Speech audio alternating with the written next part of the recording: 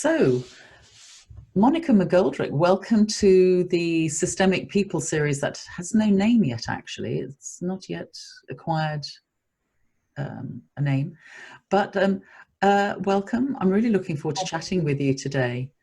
Where are you? Where in the world are you? What time of day is it?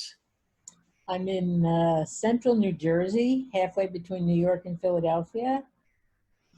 And it's 9:45 In the morning. in the morning.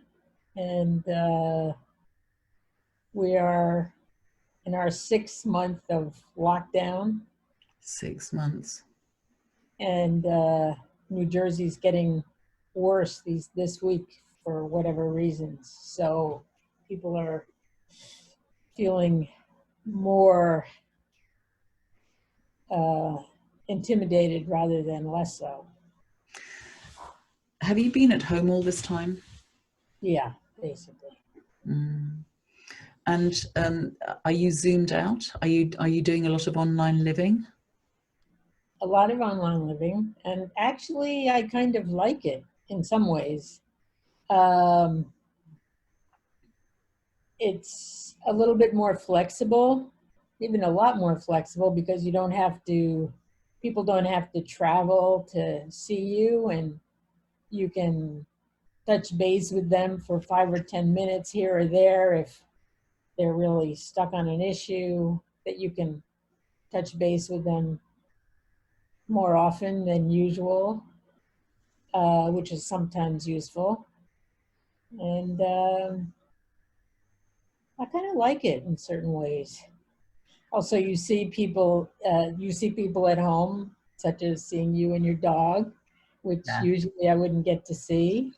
So I get to see the pictures on the wall and the occasional adolescent who runs in and out, so forth. So that's, years ago we used to do home visits, but not for many years.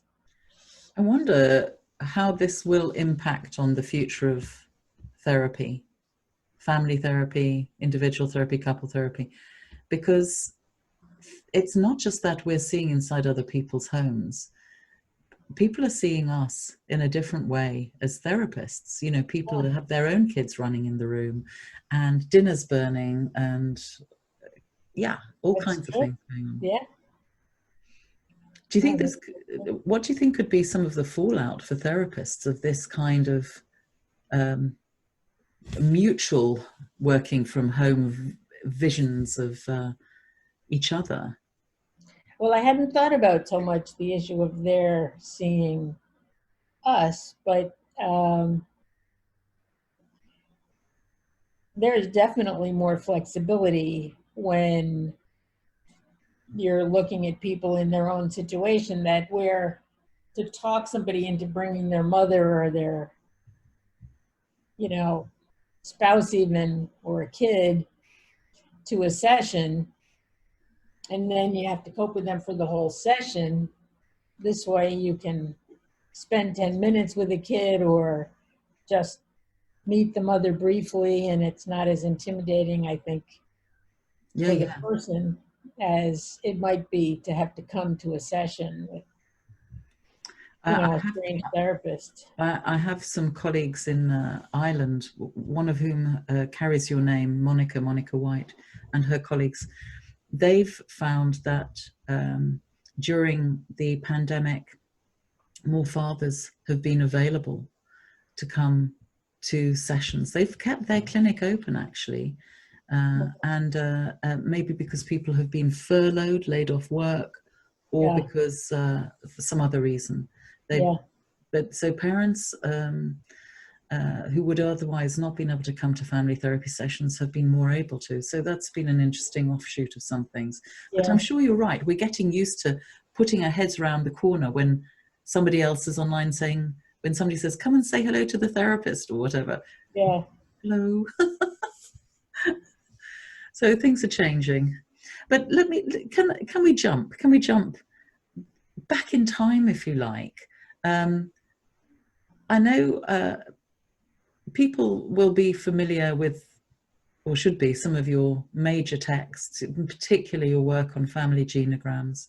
Mhm. But I guess they'll also be interested then in some of the stories behind the writer, behind the family therapist who put this important work together in books and in Mhm. teaching. Mhm. So tell me a little bit about the era you were born into, the culture. What was happening in the world and in your community around the time you were born? Okay, so I was born in 1943. It was during the war, but I was not, my family was not involved in the war. I was born in Brooklyn, New York. Um, I am uh, fourth generation in the US. My great grandparents migrated, more or less all of them from Ireland. And my my parents married sort of late. My father quite late. He was 39 when he married. And I have two sisters. I'm the middle of three. And when I was 6, we moved to a farm in Bucks County, Pennsylvania, which is where my memories sort of start. And we grew up in this fabulous farm until I was a teenager, and then we moved back to Brooklyn, which is a good place to be if you're a teenager because you don't need a car to get around. So it was like I had the best in certain ways of both worlds. So But you were a real town and city, a sort of city and country girl then. yes, both. How did you? Oh, well, there's several things I could ask, but how did you adjust to the countryside age 6? Was it a big playground? Absolutely. We went out in the morning and nobody paid any attention to us, and we came in only at last minute when it was getting so dark we couldn't see. That was it. I'm We just interested stayed outside. to know a bit more about that. But I just want to jump back because when I picture Brooklyn, and I visit Brooklyn every few years, Oh I have yeah, some friends there, and obviously yeah. Brooklyn is a very big. Would you say borough? Borough. Yes, Yeah. yes. And so there are many parts of Brooklyn, and it's a very moving place. As It's lots going different on. now. It's different now. Now it's very, very international. Very. Very. So what was it? I mean, but in a sense, you were part of the international, the beginnings of international, I guess, when your family moved to Brooklyn, because Well, yeah. Back in the 1850s, oh, okay. when my father's grandfather came from Ireland, they were in a very Irish kind of enclave. Uh, How did you find? How did you? Was this family history passed down to you like orally through storytelling, okay, or did nothing. you have to dig into some of it? How did you learn about? Absolutely. How did you learn more about your family history then, or how did you hear about it from the get-go? Well, that's a whole story. So in school, I became interested in Russian because I was of the era of Sputnik and so forth. So I majored in Russian. I fell in love with Dostoevsky. I got a master's degree in Russian studies. And then I couldn't find a way forward because it was all very political. And I was really just interested in whatever I thought was promoting cultural understanding or something or other. And so it was at that point, which happened to be the real start of the mental health movement in the US, um, I switched overnight into mental health. And first I thought I would become a psychologist, and then I decided social work was easier to get into and much more relevant clinically because the social workers seemed to be paying attention to the system, which made sense to me. And as I got into family therapy and social work as just the avenue to get into family therapy, there came a moment in 1972. I was 29, and I already had gotten my social work degree, and I was kind of on my way. And I heard Mary Bowen give a talk. I'd also had a fair amount of therapy along the way, mostly analyzing what was wrong with my mother. It seemed to be my problem. Did it help? Did it help you? The therapy? Yeah. Working out what Well, was wrong with your mother, did that help you? not really. What sort of therapy do you think you should have had that would have been helpful? No, actually, I had one useless therapist, and then I had one terrifically nice guy, Jungian therapist. Thank goodness I didn't see a Freudian, who, he was just like a good person. But really, that wasn't relevant to where I was going to go with that. Because what I was going to say is, I heard Mary Bowen give a talk in 1972, and that like flipped everything. I was already a dyed-in-the-wool family therapist for sure, and I never missed any chance to see or hear Virginia Satir or Jay Haley or whoever.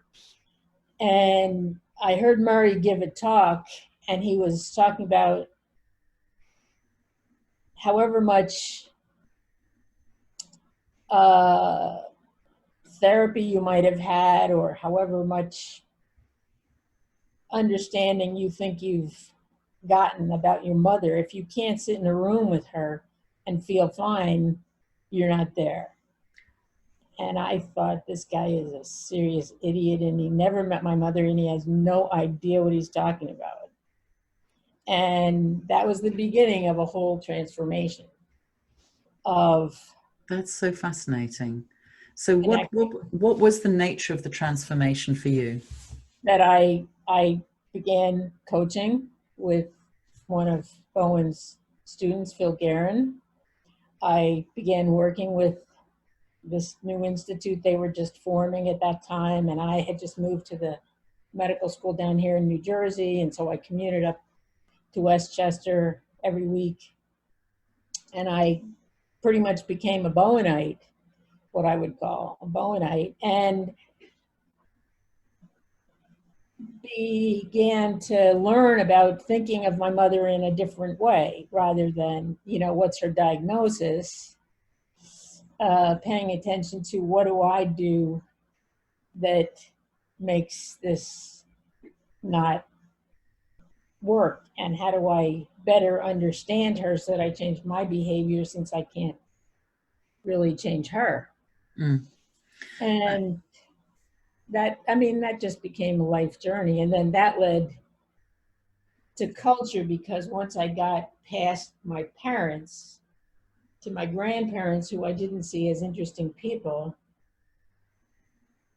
then once I got past my grandparents, it was like, where did they come from? Ireland. And it was like, I knew nothing about Ireland. I never gave it a single thought, and nobody ever mentioned it to me.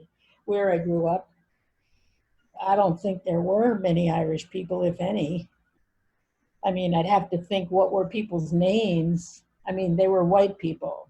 For sure, I grew up white, but Irish, even in Brooklyn, which was a very Irish city in many ways, where we lived was more classy than Irish. So Irish people were associated with poorer housing, struggles to get work, anyway, lower income challenges. But somehow in your Honestly, family, it wasn't even a category, so I wouldn't even say I had a concept of what Irish was.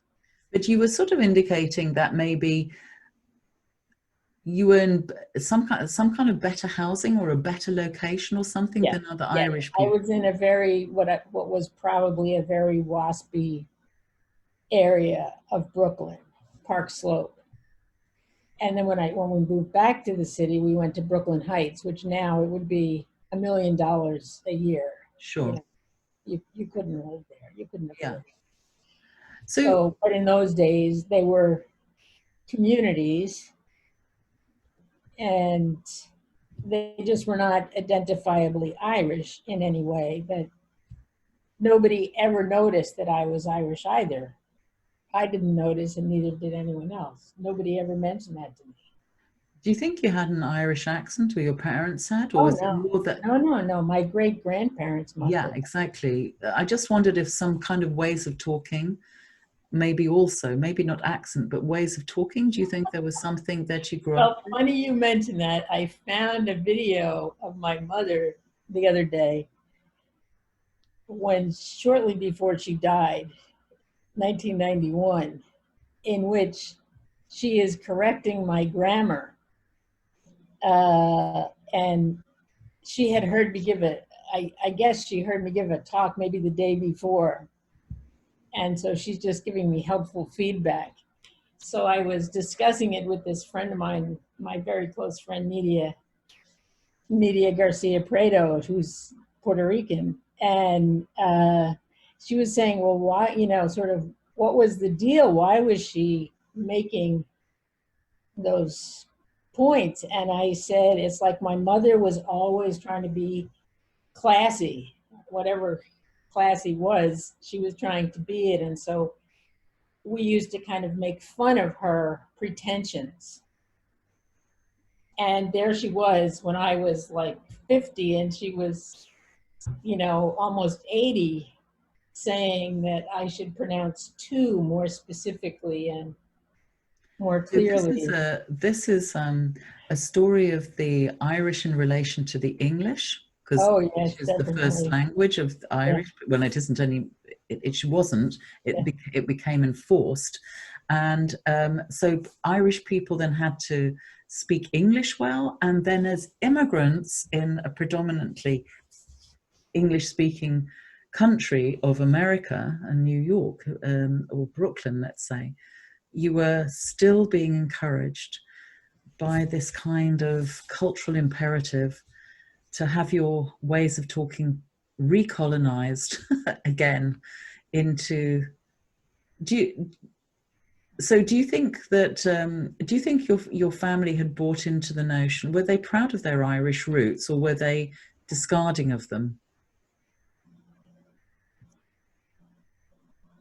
They were discarding of them. I mean, nobody. I had an Aunt Mamie who I adored, and she used to try to talk about things Irish.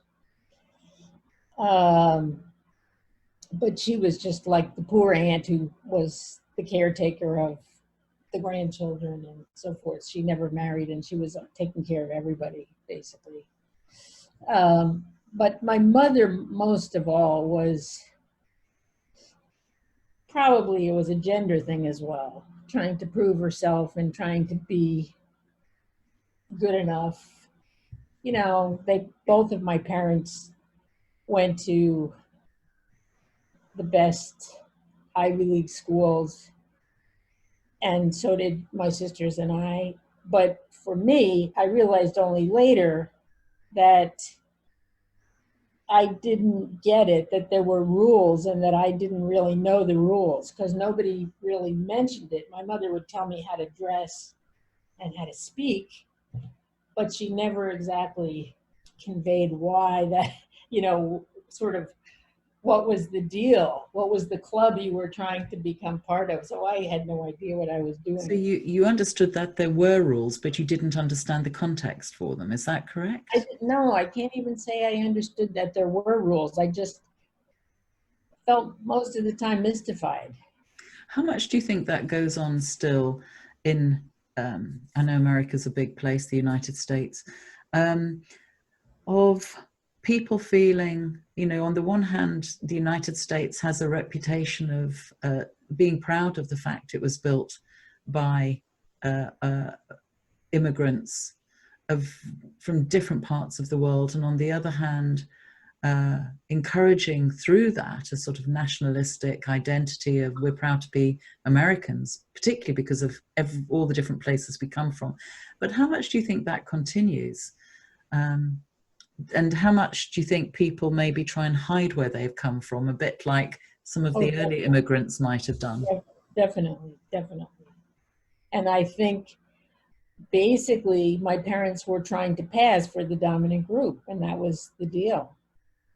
And the segregation of people of color from white people was total. I never went to school with more or less anyone who was of color. I was raised by someone. The closest relationship I had was a caretaker whose ancestors were slaves.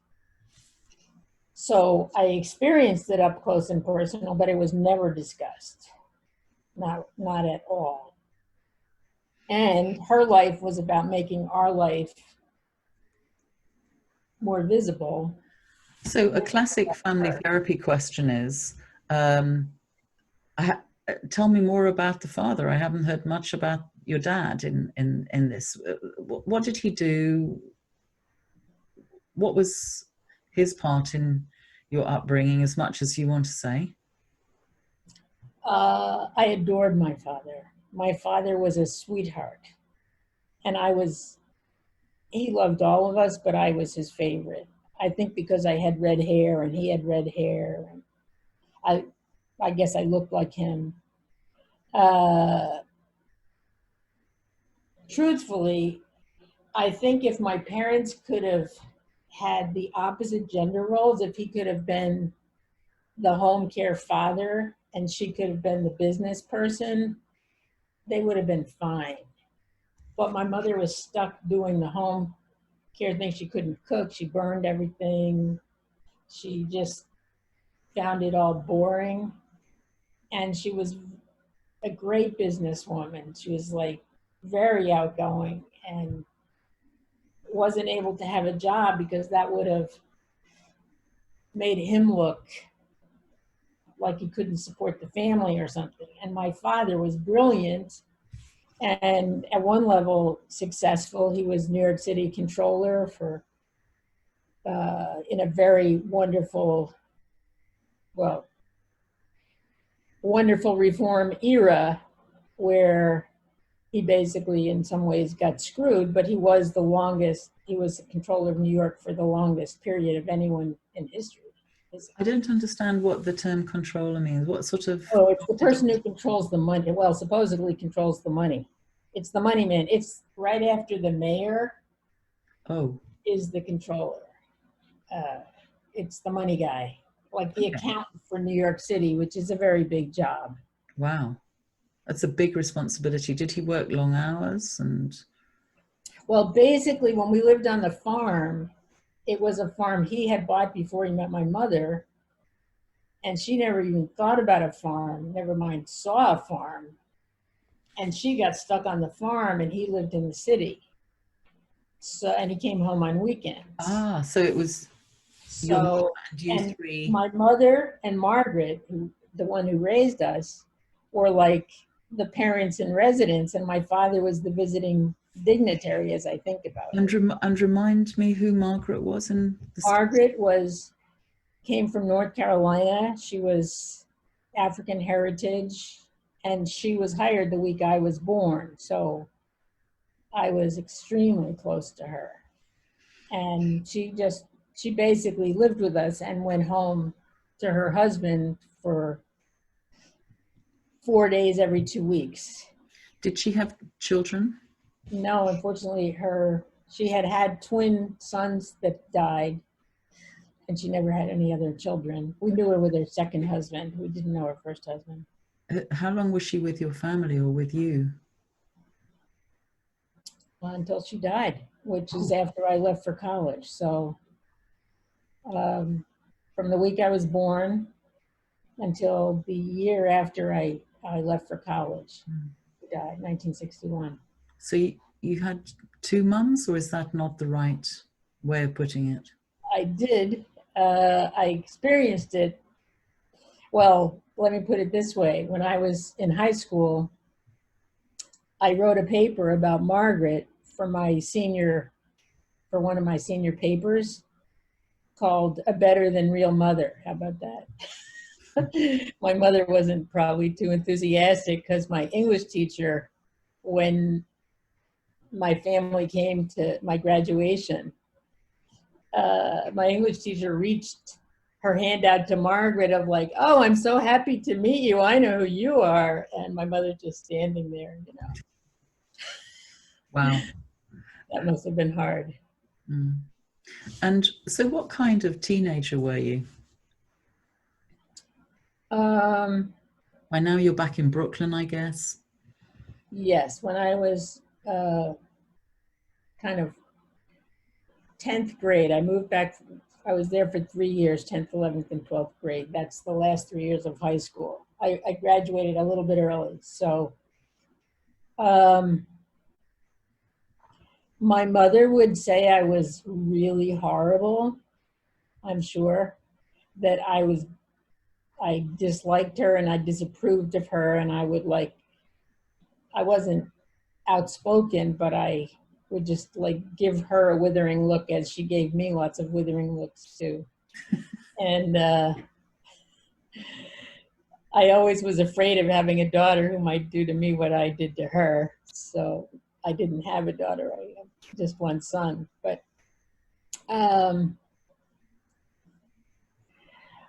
I had a very serious boyfriend starting in 11th grade, so 2 years of high school, and that became like the son that my family never had. So he kind of was embraced by the family, and he's still involved with our family. And he became a lawyer. My father was a lawyer. He was, you know, political. My father was political. So Okay. I think I got lots of extra credit for having a boyfriend that they all liked, so that I could hide out to some extent. So at some point, presumably, you and he separated, and yeah, when I went to college. And was the family okay with that? With you? Oh no, I think. Well, I don't know my parents. I think they just. But my Aunt Mamie, the one Irish relative, she used to say, "Oh, whatever happened to Jimmy? I always thought that would be a great thing in the spring if it didn't spring off." It's like, oh, Mame, it did spring off. Sorry about that, you know. So how did you leave home? I just went to college, which was in a different city. My sisters went to the same school. It was 4 hours away. So you went to that college because your older sister had been there, or how was it all decided where you would go? No. The idea was you were supposed to go to the best school you could get into and then marry Prince Charming. That was the deal. And all of us were Radcliffe rejects. So we got into what was called Pembroke. It was Brown University, which probably our whole class was full of Radcliffe rejects. You know, now Brown is a very hot school, but in those days, that was the thing. And it was still the Ivy League, so you were still supposed to did you feel obey the rules that I didn't understand. I mean, it took me many years to get it was a cultural thing and a gender thing and a social class thing. So how did you learn to see these rules? How did they make themselves visible to you? They didn't, and I was just always mystified. Then it was even worse. Then I went to Yale after that because I didn't find the Prince Charming husband I was supposed to find at Brown. So I was like, okay, so then you have to go on to more schooling because you still have to find the guy, right? So I went to Yale that had a 14-to-1 ratio of men to women. I thought, oh, that's like a good deal, because I'm sure I'll find someone. Were you interested in men? Oh yeah, no, I had actually been in love with somebody during college who sadly died in a car accident my senior year. Oh God. So that was very traumatic. Wow. Yeah. Who knew about that love that you had? Did your family know? Well, they did, but they didn't really take it very seriously. They didn't really know him very well. He dropped out of school after the first year. He did visit our family a time or two. Um, he came with a friend, so maybe that looked like it wasn't as serious as I felt it was.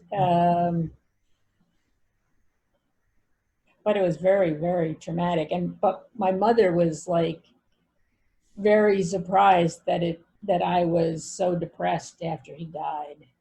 Who, Uh, who helped you through that time? well, his best friend was wonderful. He was fabulous, actually.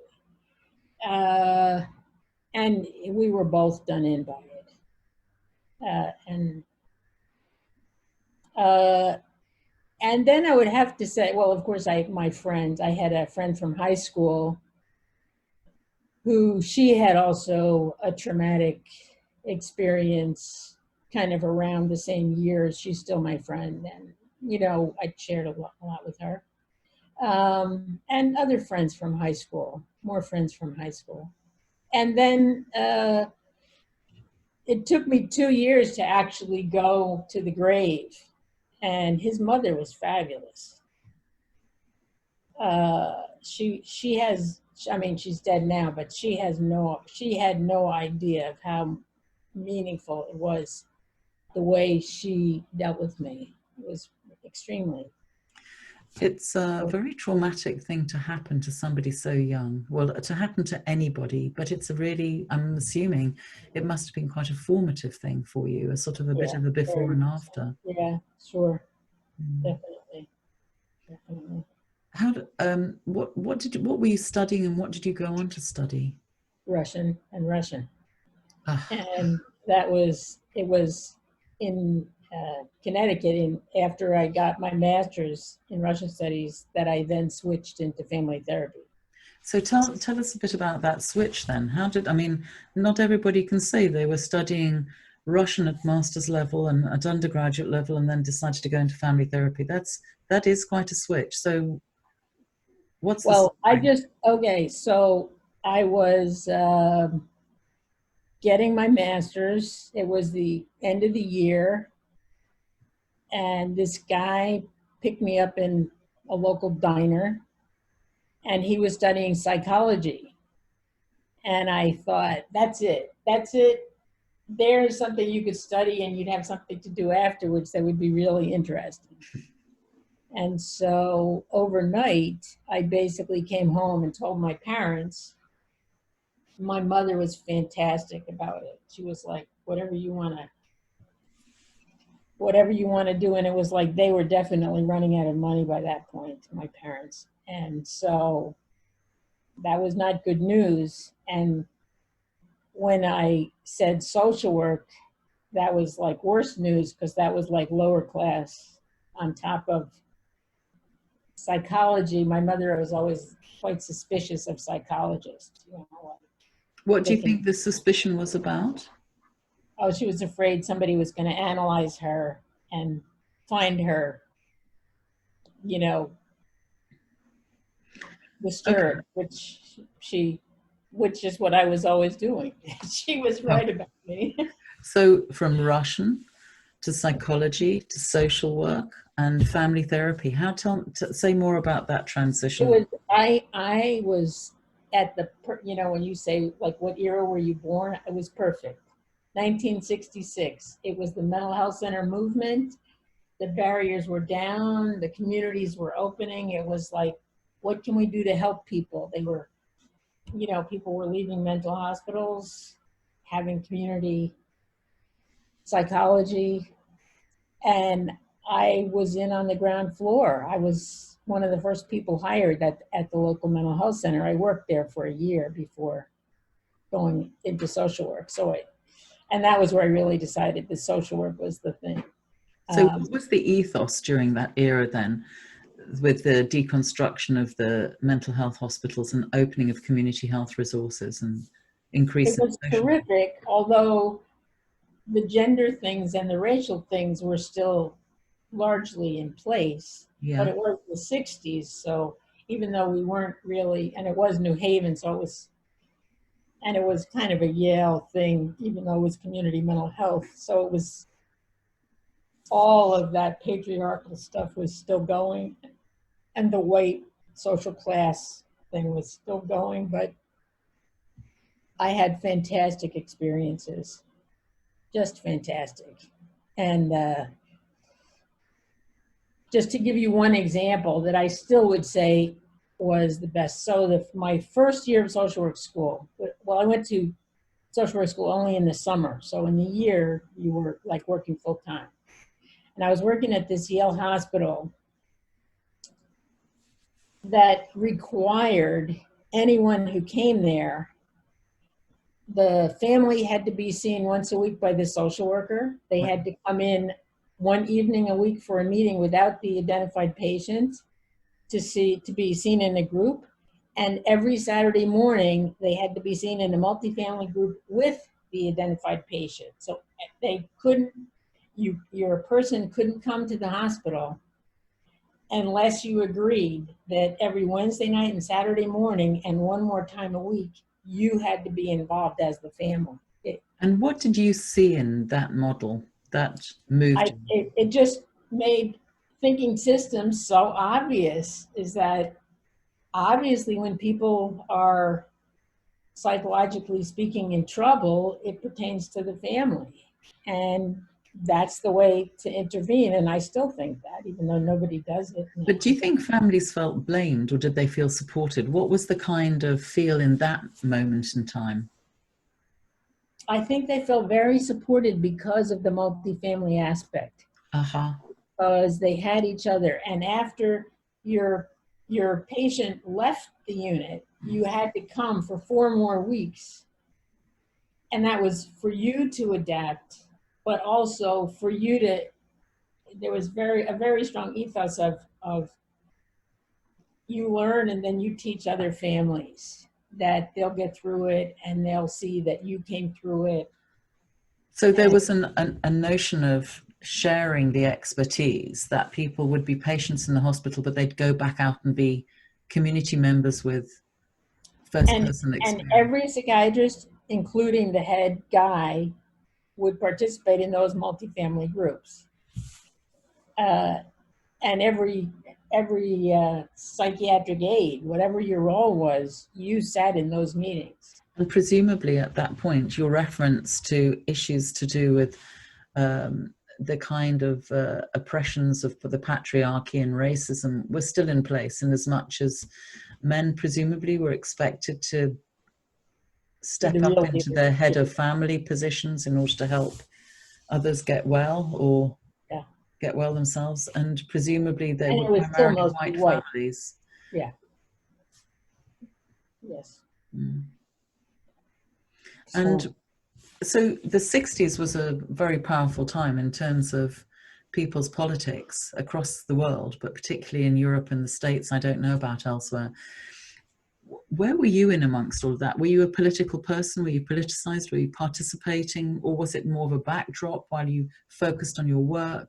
It was a backdrop and I was just trying to learn family therapy. I mean, once I left Russian, that's what I was trying, until then I was trying to get a grasp on Russian, and then I was trying to learn about families.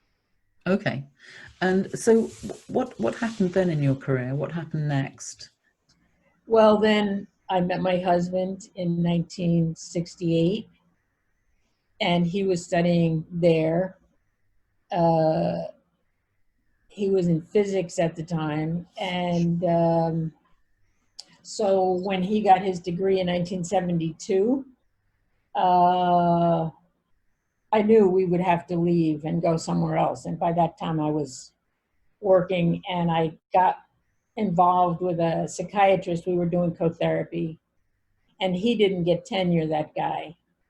So then my husband and I and that guy all needed to go someplace together so I could keep working with the guy. And that's how I got the job at the medical school here, because they wanted him, and I was just a social worker. Who cares? So I was a. He said he wouldn't take the job unless they took me. It's like, whatever, we don't care. The He's a very social different worker. days, very different employment Very practices, different. Oh and yeah. great that that opportunity happened. How did you grow family therapy? How did you grow as a family therapist? What did you see that was needed that you stepped into?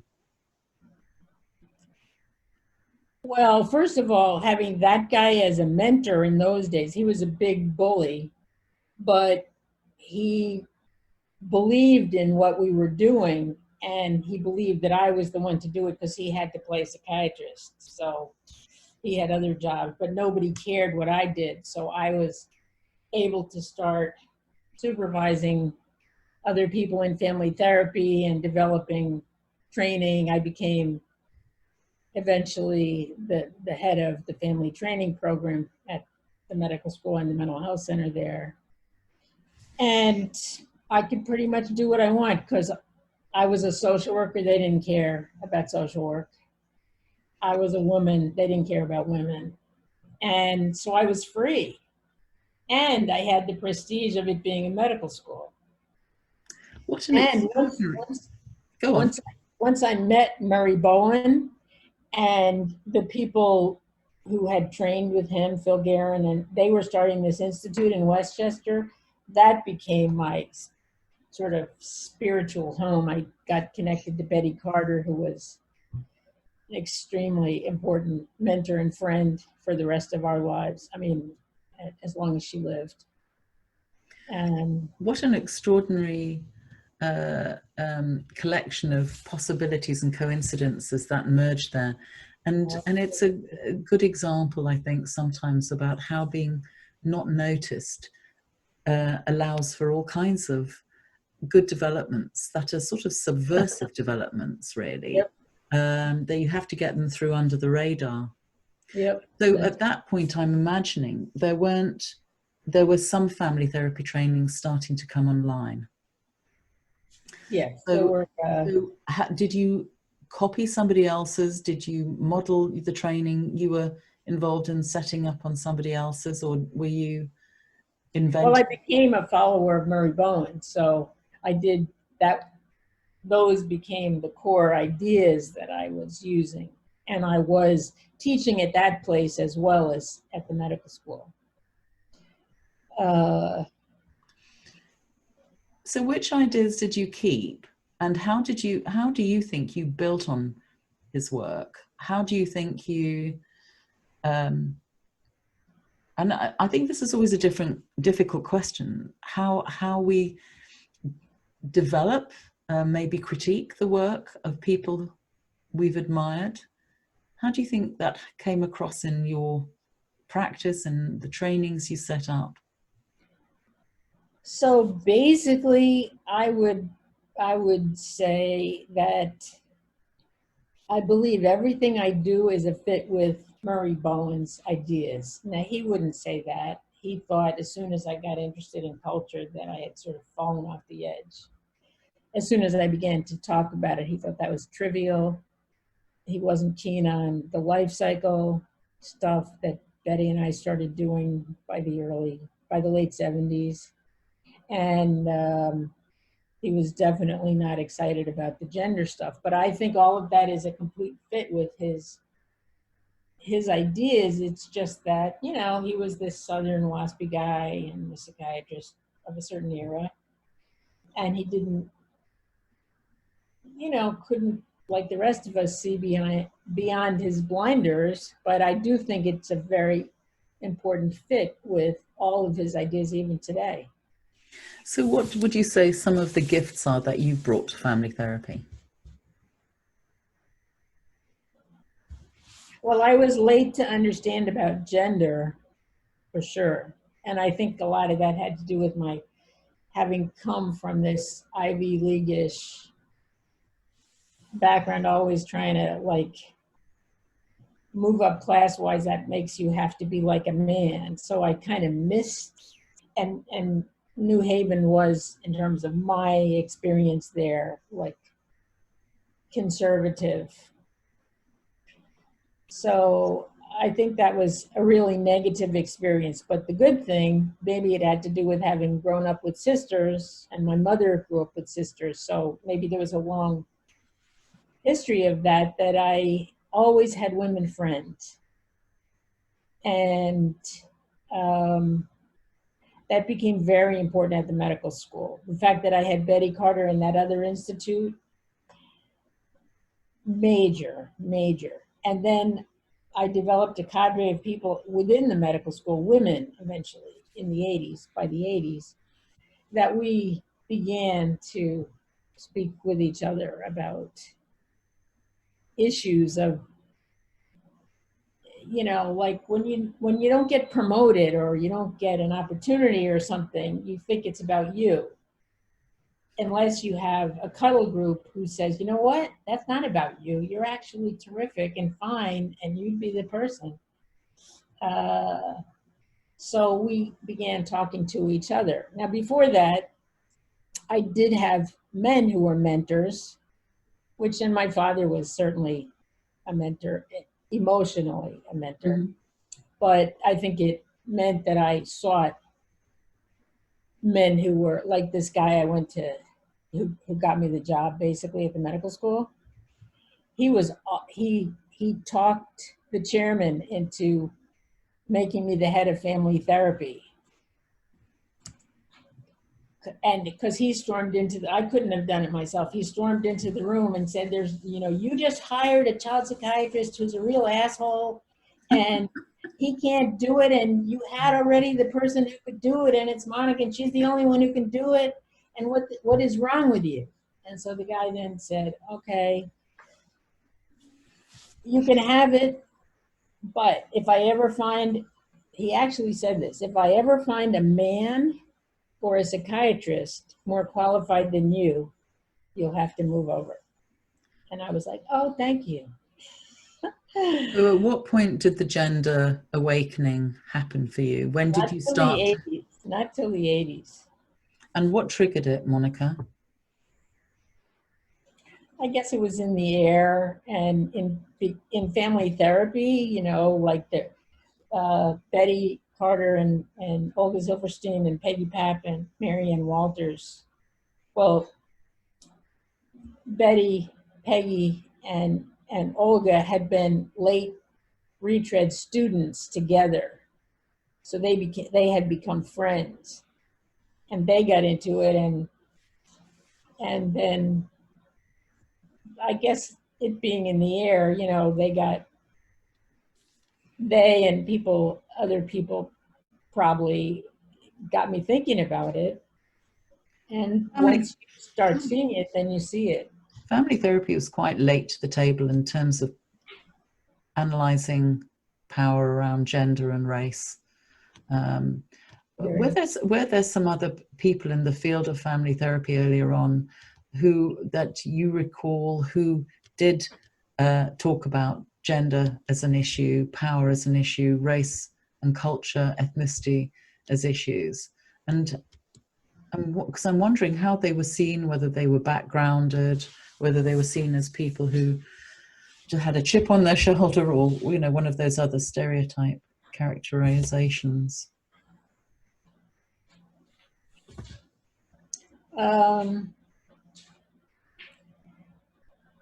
Maybe there were people, but I probably just wasn't really noticing. I mean, I had a cadre of friends of color, not just friends of color, but it was sort of more mixed because it was community mental health. But in terms of people in the field who were leaders, really the structural model was the only one that was pretty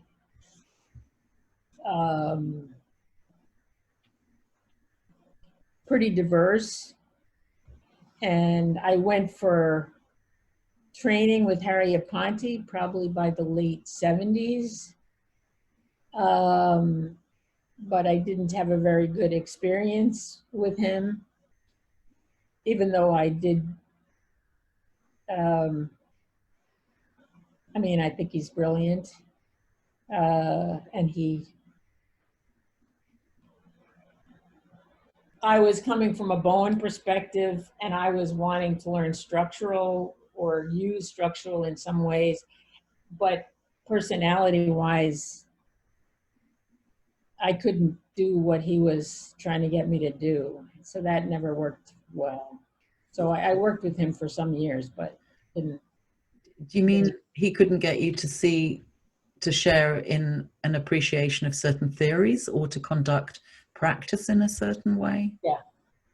I a couple times brought families, and he would try to get me to do things more aggressively than I was at all comfortable doing, or would still be comfortable doing.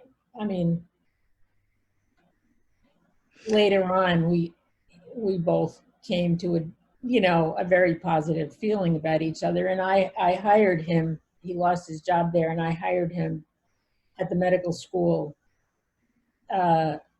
But he mostly worked with my colleagues more than with me, because I still did not like. He would always sort of say, what's your feeling? And I don't always know what my feeling is right at the moment, so I can't just say it like that.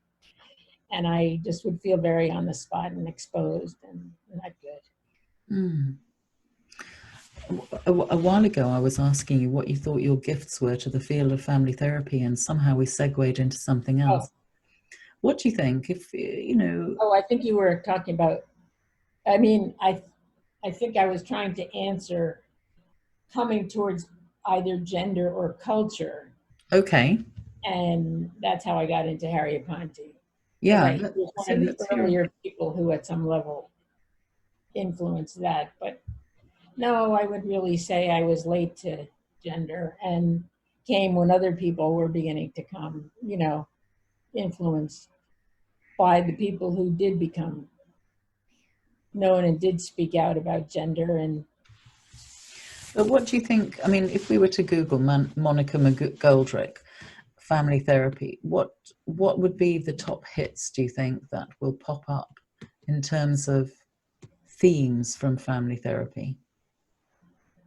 Well, I think both culture and gender would be up there. So when you started to, sorry, say the genograms and the life cycle and loss. I mean, those would be. Okay. And I mean, in 1984, okay, so this is a story probably worth telling, because this also has to do with the way gender played out problematically. No, in 1981 or 2, I had, this is a little bit of a shaggy dog story, but I guess it's relevant. I better put it in here. So I wrote a paper on Irish families once I began to get about culture. That was in the 70s, from 1972 on, I was getting interested in culture and realizing I was Irish. 1975, I went to Ireland and the world changed. I became completely stupefied that everything had to do with culture. And what the hell was I thinking that I didn't realize that before then? Everything changed. It's like, I thought my mother, she had all these diagnoses, and it was like, oh my God, she's just Irish. They all do. They are all like that. Other mothers do the same thing. And, waiting till you have company and embarrassing your kid in front of the other person. It's like, I thought it was just my mother, but it wasn't. It was very common of teasing and ridicule and stuff. And I just talked to everyone about it. I began writing about it. We had conferences about it. We invited therapists of different backgrounds, and I just never stopped asking everybody, so what's your story and where are your family from and what kind of values did they have, and you know. So you So became when I Irish. came, well, Sorry. I didn't become Irish. I realized I had always been Irish. I just didn't know. Yeah. I was always trying to become Jewish, actually. Why is Which was that? easy. And what? Why is that? Oh, because first of all, the field was very Jewish. It was very white, but very Jewish. And Jews talk about all kinds of things that they didn't talk about in my family. It's like they say it out loud. And it's like, whoa, this is fantastic. So I was always trying to be a little bit Jewish. But after 1975, I just wanted to understand all the differences. So I wrote a paper with this guy, John Pierce, about the Irish. And Family Process was going to publish it, and they told me that they were going to have this person, Nolig Byrne, write a response. Like, well, whatever. And so she wrote a response, and she didn't like the paper very much, it seemed like. And then they said I had to respond to what she said.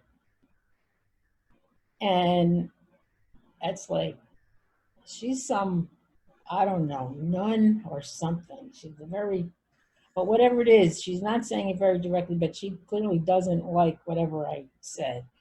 I don't want to respond to it. And Don Block, who was the editor, he forced me to. So I had to get a lot of help to write this thing. And I was always fantasizing about Noli, of like, what kind of weird person was she and what was she really trying to say?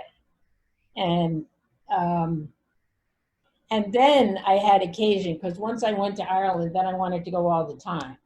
Every year I went. And so I was going with Lynn Hoffman in 1981. We were going to travel around Ireland. She was there to do some kind of a conference or something.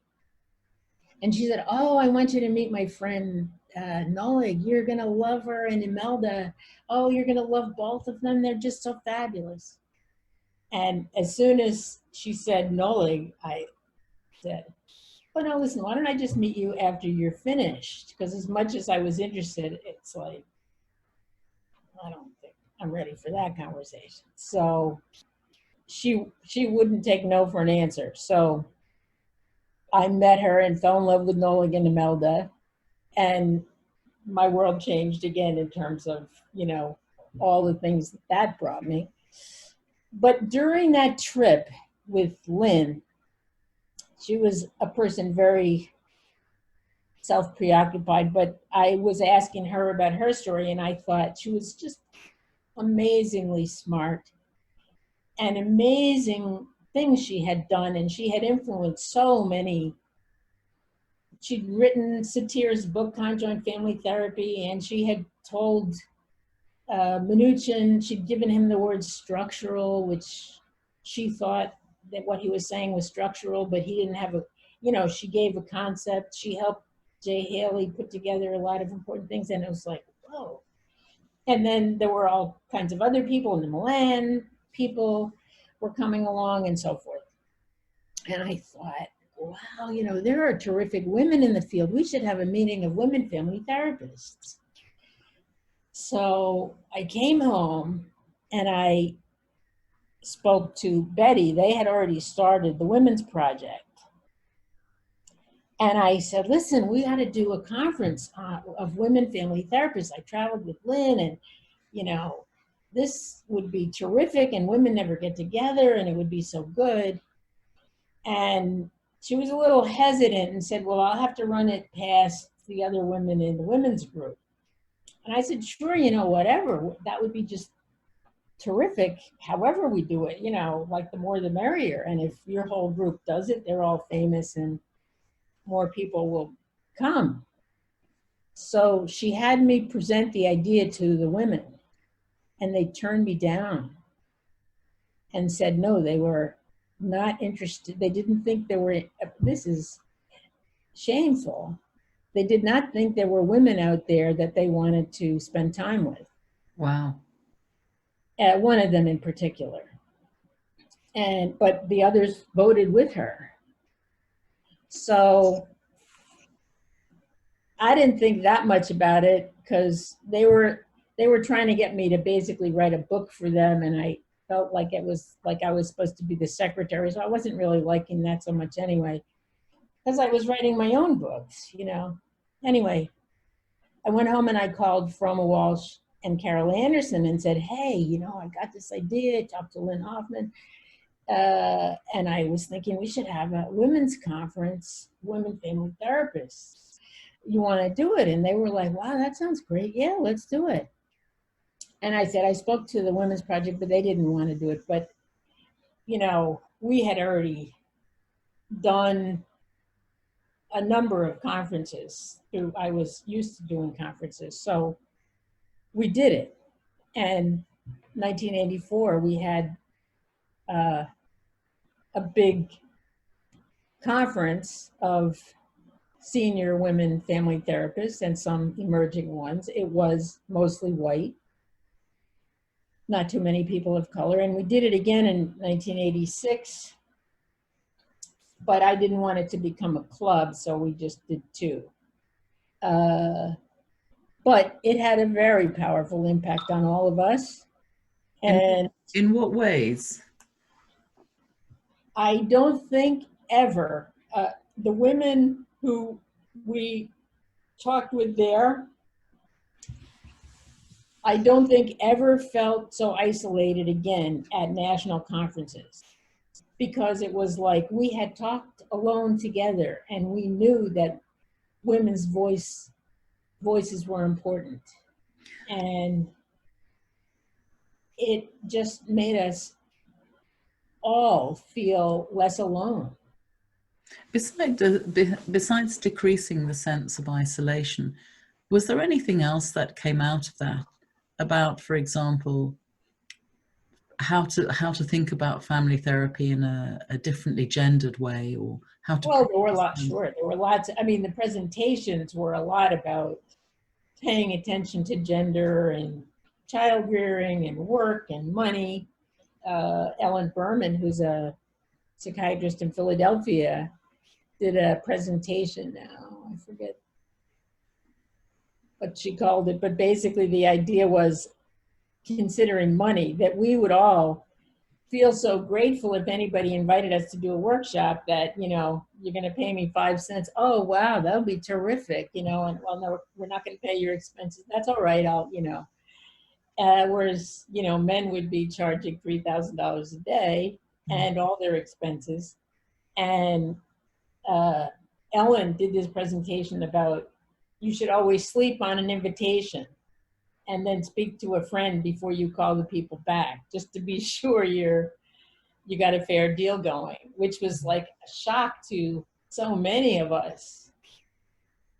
But it became part of our realizing that we had to do a rethink and not just feel so lucky to be included, or, you know, like if the favorite guy paid special attention to us, then we were special, rather than, as I remember Kitty LaPerriere saying at one of the meetings, you know, it was a Saturday night, and she said, this is unbelievable. All my life, I was always thinking on Saturday night, if you didn't have a date, then you had a problem. And there is no place I would rather be than right here with all these amazing women. It's fascinating, and it's interesting to think about those worries about single group conferences. You know, it could be women only, queer only, Black or Hispanic only. And people are very threatened by those gigs.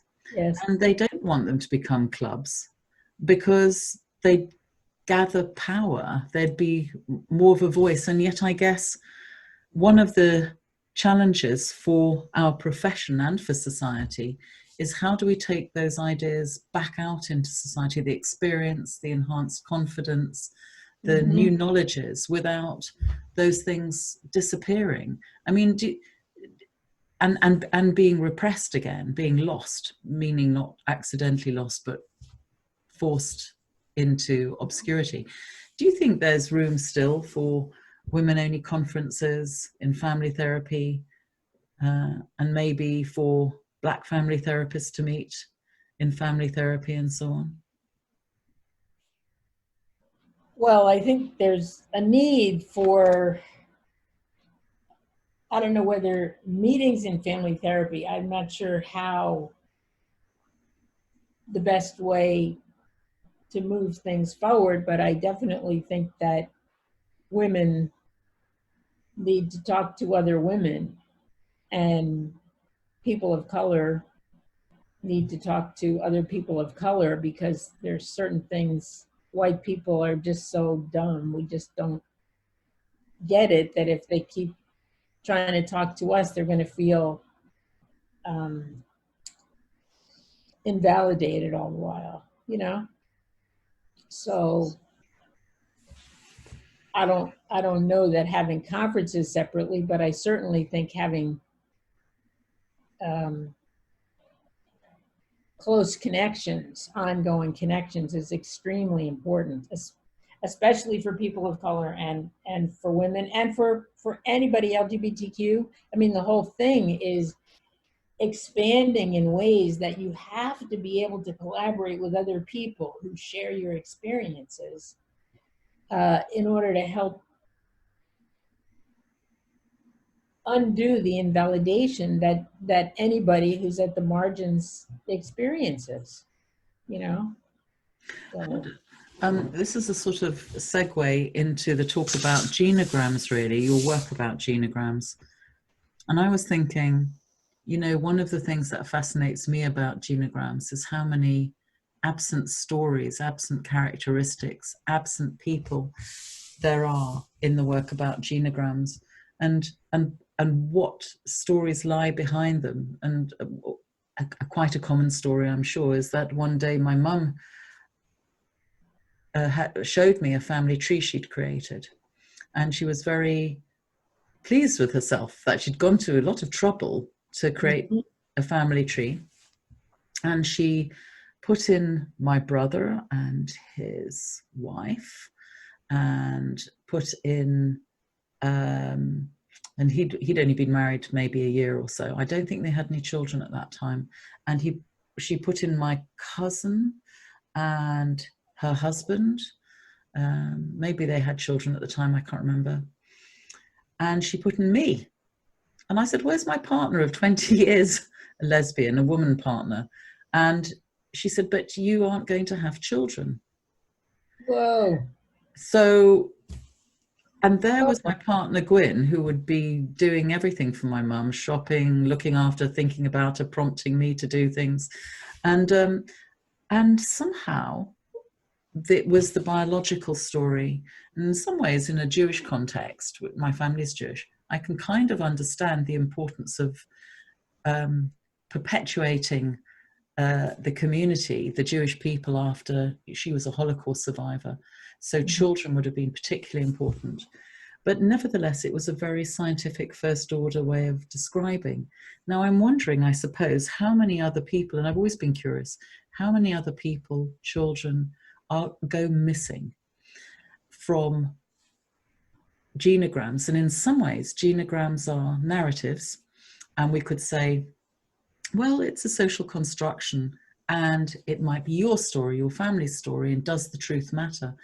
And in other ways, we can say, well, from a first order factual point of view, unless we know the real who's who, then some people are oppressed by being excluded. So I'm just sort of wondering what sort of stories you've come across that prompted you to develop your ways of promoting genograms as a very important method of inquiry in family therapy.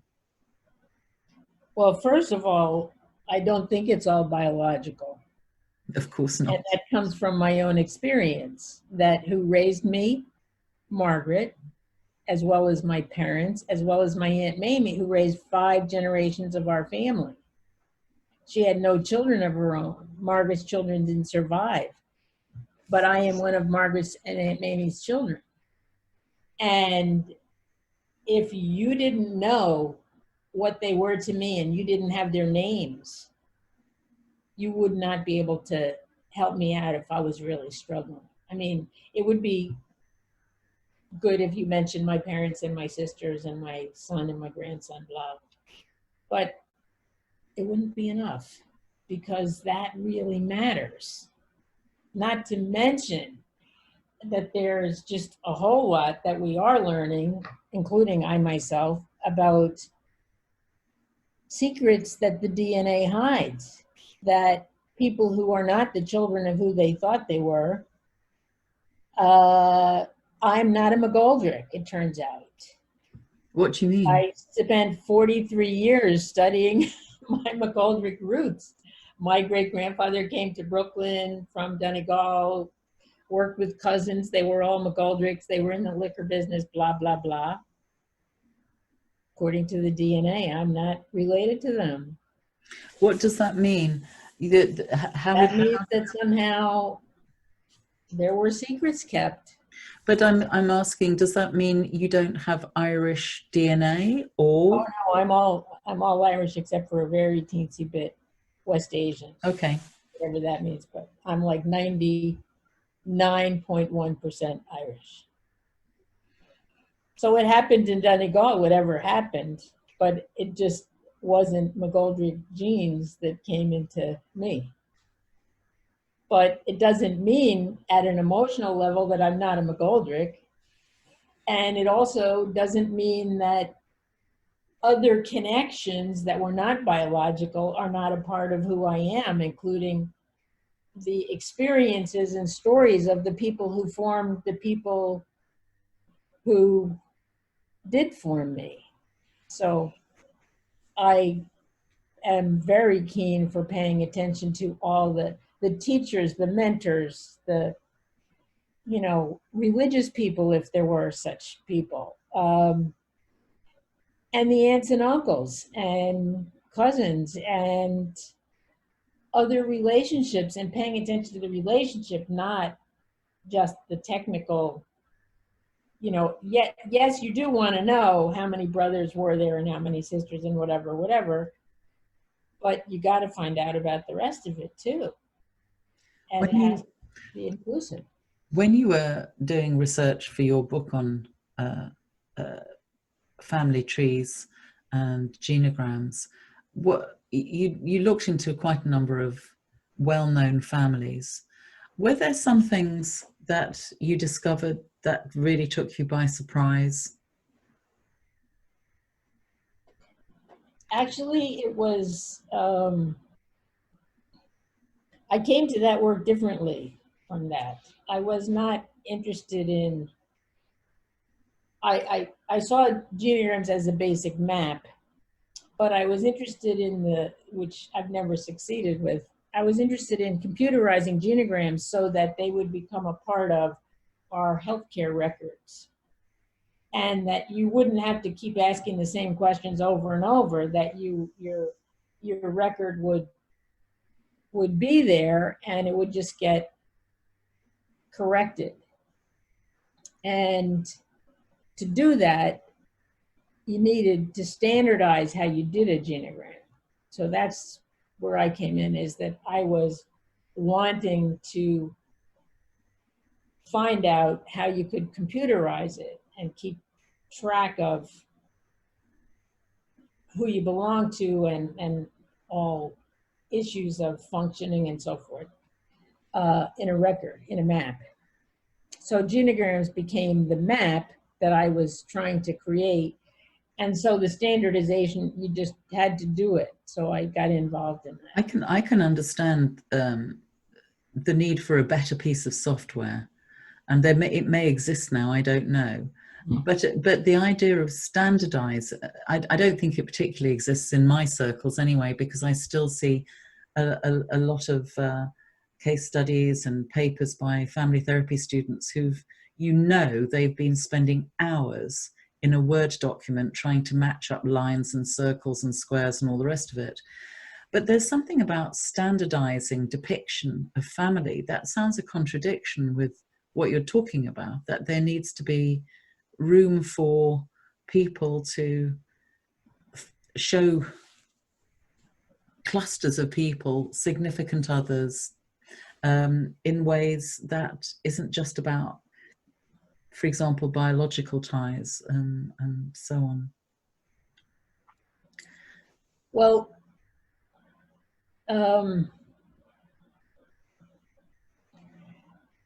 I started out with the wish to standardize genograms. I have to say that I did want to do that. And part of the reason I did was that I wanted to, and this comes from a Bowen perspective, there's often I would say, a great overfocus on things like diagnoses, which I think are particularly troublesome and problematic and developed by a bunch of white guys that often mean virtually nothing. But level of functioning, level of education, level of, disability, whatever. I think all those things do affect us, not just our own health, but but that of the other people in our families. So I was interested, in order to computerize it, which I wanted to do, that I didn't, it just seemed so cumbersome that you would have to like redo your genogram every time you found out that, your mother had another brother that you never heard about before, but he's there and he doesn't fit because you don't have any room for him, or maybe he had 5 children they forgot to tell you about or something. I couldn't see how you could keep track of things without being able to modify them. So that was my goal. And I was thinking about, let's say, in my case, Margaret,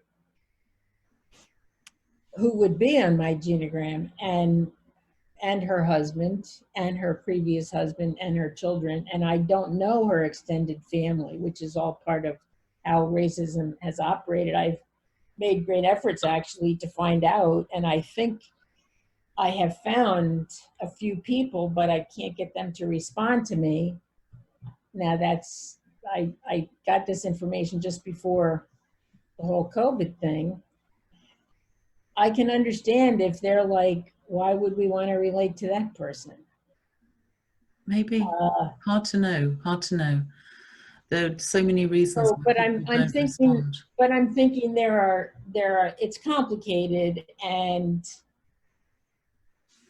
it's all complicated. So yes, there are things we can't keep track of, and things that we should keep track of that are more complicated than our, whoever might be on our genogram, even the emotional genogram, because you can't have all the teachers and all the, other friends of your childhood and so forth. You have to be able to bring certain things forward, like about illness and patterns of dysfunction and functioning. And I guess it depends what the purpose of doing a genogram is. If it's to create a sort of an accurate description, a sort of first order picture of who's who, that's one thing. But a lot of people now, of course, using genograms as therapeutic tools, as both to sort of mark out who the players are in the script, and also to think about them as more fluid, where people and places and so on get moved around, so they become less of a fixed picture and more a work in progress, perhaps, where people maybe also feel a bit more invited to be in control of the narrative or understand some of the hidden narratives. Well, one thing along those lines that we got involved with through our colleague Eliana Gill is doing family play genograms. So we use miniatures, and we have families create genograms, and they put all the friends and the other people, and they choose items to represent them, and they tell stories about, and also choose items to represent yourself at your worst, yourself at your best, yourself now, your mother at her worst, your mother at her best, and so forth. it's a fabulous exercise to use with families, and it helps them see themselves more broadly. So I'm very keen on those. I'd like us to jump a little bit to thinking about the future of the profession, the family therapy field. And I'm wondering, what are you most excited about that's going on in the family therapy field? What do you want to continue? And maybe there's a counter question there of what are you worried we're at risk of losing?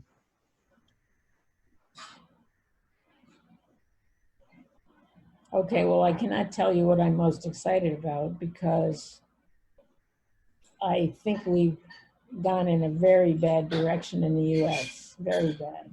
In what kind of way?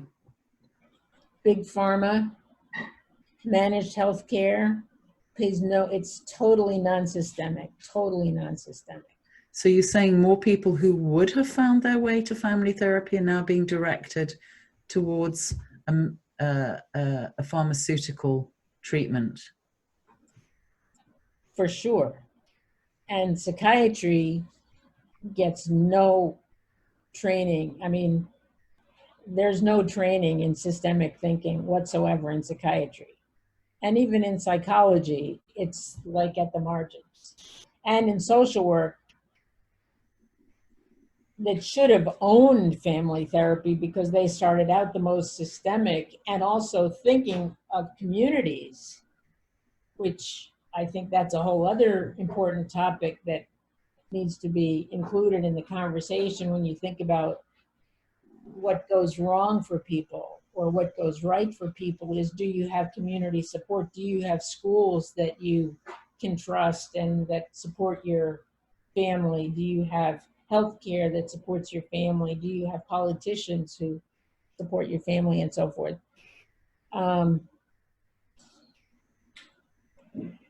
We've been going downhill for 40 years, since the 1980s. Because of all these forces of big money, dark money, and people who are just thinking about themselves, about, how do I make more?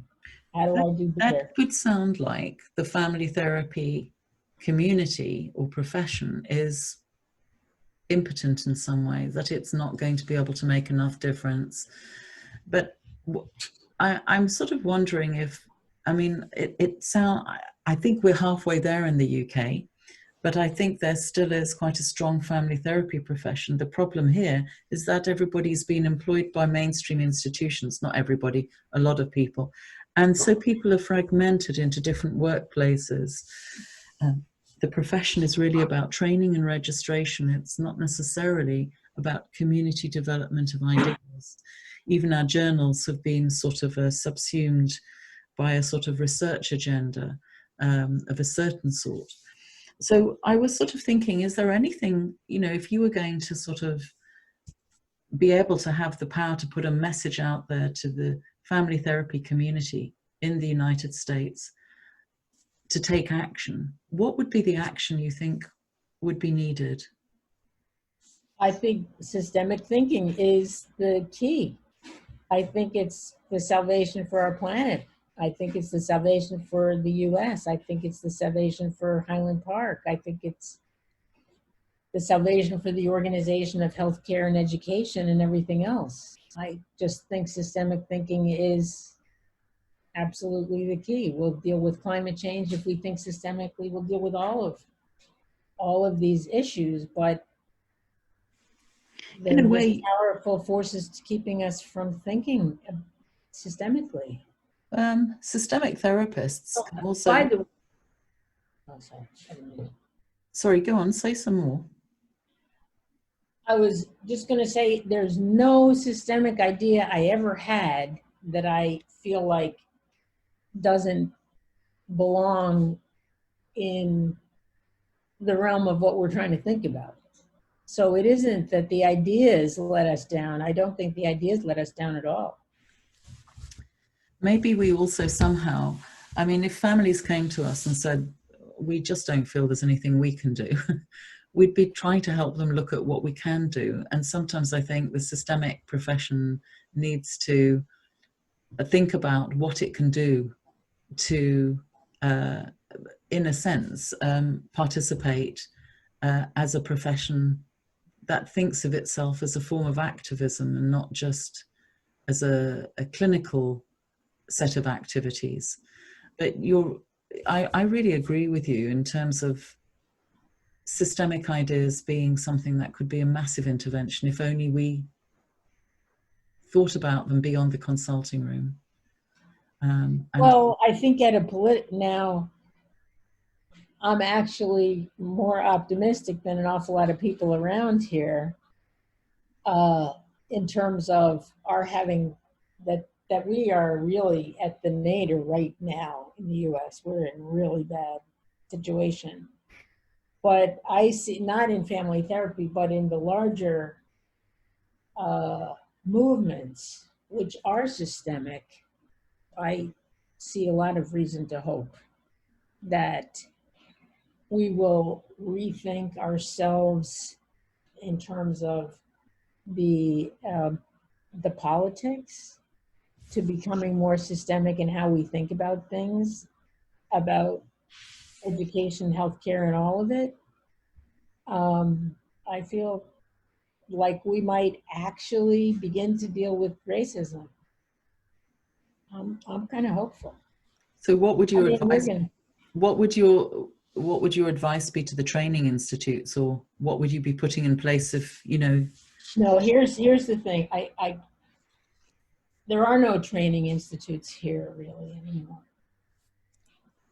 Now you might not want to include this part. I'm just saying. But I mean, you can take it, but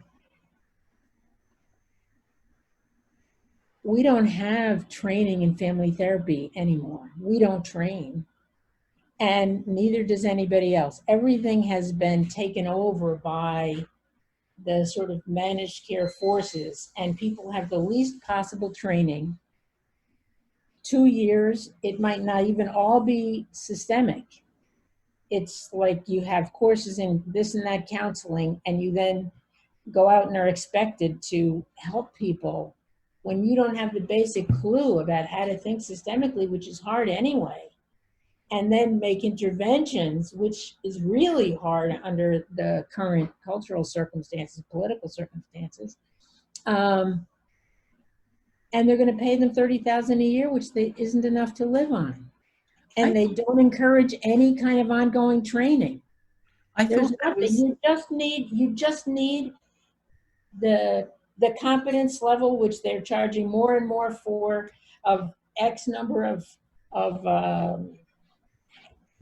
hours of certain kinds of approved courses, and it's approved by evidence, so-called evidence, which means basically large grants that are not systemic, where they've received a lot of money that can so-called prove that they can do it. It pays no attention to what we know in our hearts makes a difference for people. So the registration of being a licensed family and marital therapist, is it MFT or LFM, whatever it is? Well, even that's disappearing, because now counseling is replacing that because it's cheaper. So counseling, which didn't used to be approved, now the MFTs didn't have a place because the social workers and psychologists and psychiatrists controlled mental health. So the MFTs went into sort of private practice. And in some places like California, they got the regulations to approve them. But now counseling, which has even less training, has family counseling. They add the name family in a couple of courses, and it's as if you understand systemic thinking, which is, I'm 77 years old and I don't understand it, and I've been working on it for 50 some years. Well, we're working every day to try to understand it. Well, we have very complex texts people often think that we're a sort of a doing profession, but we expect people to read very complex academic theory from across philosophy and the human and biological sciences in order to try and understand some of what it is we do and why people behave the way they do, why society behaves the way it does. So there's a lot for people to focus on, and it's a shame to hear that the trainings are being dumbed down. If finally, and I wouldn't say they're even training people to understand complex texts. I don't even think they expect them to read much of anything. There are just no, it's just like off the map. It's like if you took some very watered down course, they don't even care what you read. I'm sorry to say that. And what I'm hoping is, as long as I can do it, to keep on trying to write the same kinds of what I hope are meaningful systemic texts like I ever was trying to do, and which I'm still, I mean, I have to rewrite everything every few years because I realize I didn't say it as well as I should have. But I just hope we hold on by our fingernails until we get to a place where people are really paying attention to this. I think it's our only salvation. Monica, thank you so much for participating in this talk today. It's been really fantastic. I think I've learned a lot. I think others will learn a lot from listening to you. I'm sorry if it didn't seem hopeful, because I am in my heart very hopeful, and I do plan to keep on trying to think it through and express it as well as I can, and also collaborate with all my friends and get their help to think systemically for as long as I can. In that sense, you're doing a very important job. We need people to carry the hope and carry the critique. So thank you.